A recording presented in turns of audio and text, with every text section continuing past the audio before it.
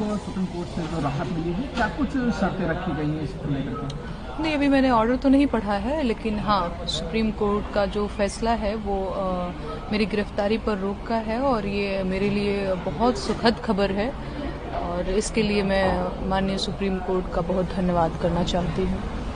जिस तरीके से अभी तक जो पुलिस की तरफ से कोर्ट में रिपोर्ट दी जा रही थी कि आप विवेचना में सहयोग नहीं कर रही हैं, आपको नोटिस दी गई थी, लेकिन आप जिस तरीके से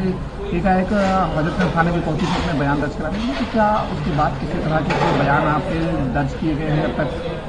नहीं, मुझे दूसरा नोटिस आते ही मैं विवेचक के समक्ष जो है अपना बयान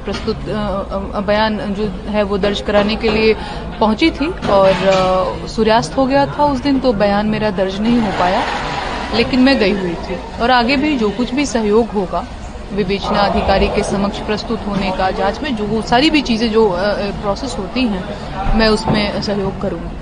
फिलहाल जिस तरीके से आप लगातार कोर्ट के चक्कर भी लगा रही थी गिरफ्तारी के रोक के लिए, अब फिलहाल राहत मिल चुकी है, लेकिन ये जो मुकदमे की शुरुआत की बात की जाए तो पूरा मुकदमा किस तरीके से आपके ऊपर दर्ज हुआ था जो देशद्रोह का?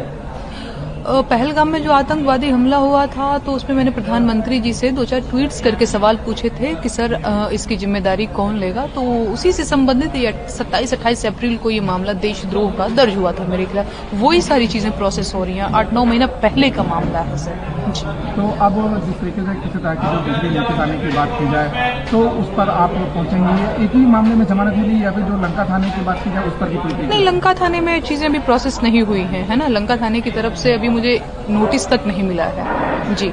बाकी जो भी चीजें आपने कहा सहयोग की बात, तो मैं हमेशा तैयार हूँ सहयोग के लिए।